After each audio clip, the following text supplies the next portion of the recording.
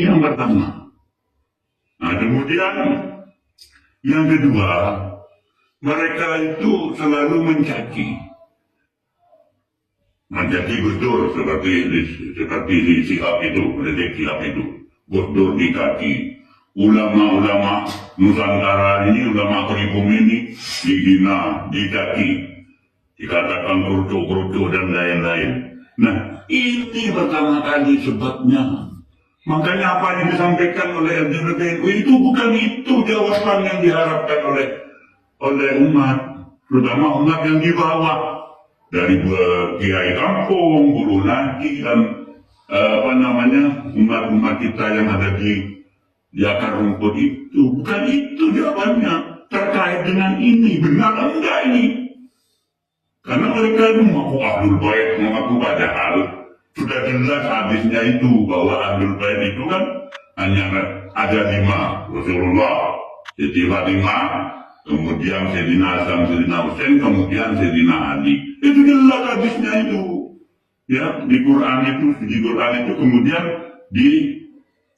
diterangkan oleh hadis itu. Itu maka harus saya lakukan, sampaikan hadisnya itu. Ya, kemudian sering memasukkan sejarah NU. Sejarah berdirinya NU itu mereka masukkan. Ya, kemudian lagi juga negara kita diakui, kemerdekaan negara kita karena Habib. Sudah diakui, sudah dibelok-belokkan sejarah negara kita ini. Kemudian juga sejarah NU. Apa ini NU diam? Apa diam? Ini diam memang NU ini. Tidak ada jawaban apa-apa, hanya jawabannya seperti itu. Karena jawabannya lebih baik salah mencintai daripada salah mencaci. Mencintai itu harus yang benar. Makanya kalau mereka masih tetap saja mengaku durian nanti selalu seperti itu, maka kalau kita DNA dong. Wajib itu. Yang kedua, harus berani enggak mereka mengaku durian Nabi di Narkoba Ansar Internasional. Di Maroko, di Iran atau di Irak, kalau berani ngaku di sana dan kemudian ada bukti narkoba Ansar seperti yang ada di Jinggung ini kita lihat nanti ada ini, saya setirkan ini narkoba Ansar Wali Songo yang ada di Jinggung itu dari narkoba Ansarnya jelas itu diakui dunia itu. Nah, kalau seperti itu saya yang pertama kali menyintai mereka. Nah, kalau sekarang ada lagi yang menyatakan al-ulama warasatul anbiya, iya memang sudah ada labaikuna warasatul anbiya, ada memang. Tetapi ulama itu memang ada dari pribumi, ada ulama itu dari Habib, itu banyak seperti Quraisy Shihab, Profesor Dr. Quraisy Shihab itu. Wah, itu bagus itu. Gak ngaku-ngaku durian Nabi, enggak, yang penting ilmunya. Nah ini enggak. Doktrin-doktrin ke sana. Ada lagi Habib yang mengaku bahwasanya mi'raj 70 kali. Kemudian juga sering mengkafir-kafirkan orang. Saat sedikit kafir. Ada lagi yang menyatakan di Jindan itu. Jindan apa siapa itu? Kalau tidak percaya, tidak mencintai Habib, maka ibadahnya, sholatnya, puasanya tidak akan diterima. Apa benar ini? Terima dan tidaknya itu urusan Allah. Kita ini hanya menghukumi zahirnya, kita menghukumi syariatnya. Sah, tidak sah, haram, wajib, sunnah, kan seperti itu. Urusan terima tidaknya urusan Allah. Nah ini menyesatkan umat ini. Itu harus hadir, harus turun. Ini dari TB ke bawah harus jelas, harus tetap. Terutama Islam itu. Ini hanya mincir jawabannya ke barat, ke timur. Waduh, tidak jelas ini. Harus yang jelas. Ada lagi, satu Habib dan maksiat. Walaupun itu maksiat itu lebih baik daripada 70 kiai. Ini kan tidak benar ini. Dikira surga semuanya ini milik Habib.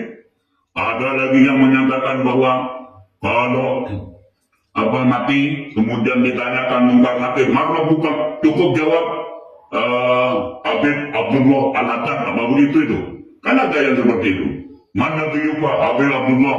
Loh, ini kan murtad ini seperti ini nih. Ini jangan diam ini. Oleh karena itu, saya mohon kepada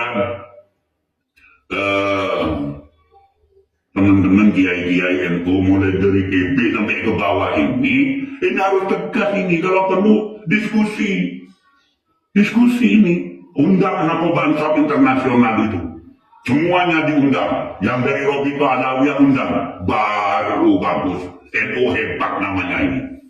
Dijawab penundang mampir ke sana kemari.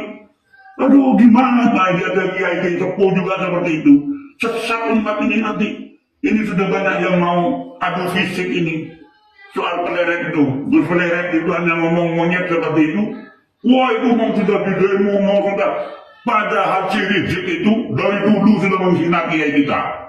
Jenderal dikatakan jenderal monyet. Aduh, Menteri Agama dikatakan sesat, istananya dikatakan istana jejak. Diam itu. Kenapa diam? Takut apa gimana ini jadi orang NU ini? Jangan seperti itu. Ya, yang penting ini kan ilmu. Oleh karena itu, ayo mendesak, NU itu mendesak kepada Menteri Agama agar supaya yang ceramah itu balik dari pribumi, kiai pribumi, atau dari para habaib itu harus ada aturannya. Aturannya seperti harus tahu baca kitab Fathul Bari, harus tahu baca kitab tafsir, harus tahu ilmu tafsir, harus tahu usul fikih. Seperti itu, ya. Dalam bahasanya harus tahu balaghah, harus tahu nahwu saraf. Seperti itu. Ini baru gini NU ini. Ya, kemudian ada lagi itu apa namanya Pak Handedi, ya Pak Deddy Mulyadi, itu baru bagus itu provinsi Jawa Barat, apa namanya Gubernur Jawa Barat itu melarang khutbah Al-Habib khutbah di Jawa Barat karena tidak bermutu. Itu baru bagus seperti itu. Jangan melempem seperti ini ya. Kemudian ada lagi ini apa namanya kiai-kiai dikatakan monyet. Wah, itu jenderal monyet. Aduh, Masya Allah sudah Habib Rizik itu yang menjelek-jelekan lingkungan. Ini duduk persoalannya. Sebab masalahnya itu di situ. Ya, ini yang harus segera diselesaikan ini biar tidak sampai terjadi perang saudara nanti ini. Ya, saya ingat kepada apa yang dilakukan oleh Ahmad dulu itu 12 tahun lah, mondok di Kiai Wali, ya ada itu Wali, dan gak pernah undang yang namanya Habib dulu. Yang diundang pasti Kiai Pribumi, Kiai NU, ada acara apa saja itu biasa. Apa kata biasa? Itu saya tekan di sini waktu saya nikah dulu. Ini contohnya ini, buktinya nih waktu saya nikah dulu ada Kiai Ahmad, ada Kiai Hanan itu. Ada Kiai Khotib Umar, kemudian juga ada Kiai Abdullah Yakin, itu ada itu. Waktu saya nikah dulu. Nah, beliau itu pernah berpesan, tuh kata beliau itu, nanti di akhir zaman akan ada dua kelompok, akan ada dua golongan. Golongan pertama, golongannya Nabi Khidir. Golongan kedua, golongannya Dajjal. Golongannya Nabi Khidir, kata beliau itu, tidak akan melanggar syariat, tidak akan melanggar ilmu tauhid. Tetapi kalau golongan yang kedua, golongan Dajjal itu akan selalu melanggar syariat, melanggar tauhid, musyarrik, membuat syariat sendiri. Nah, sekarang ini sudah terjadi. Ya, sekarang ini sudah terjadi. Oleh karena itu, saya mohon kepada apa namanya pengurus itu, jangan hanya jawab seperti itu, seperti yang dikatakan oleh LDNU saat ini. Jawab, kalau perlu diskusi. Saya siap kalau diundang diskusi oleh NU. Ya, teman-teman saya di Gunung Ngaji siap kalau diundang apa namanya diskusi dengan NU kapanpun, asalkan jangan mendadak. Saya siap. Ya mungkin itu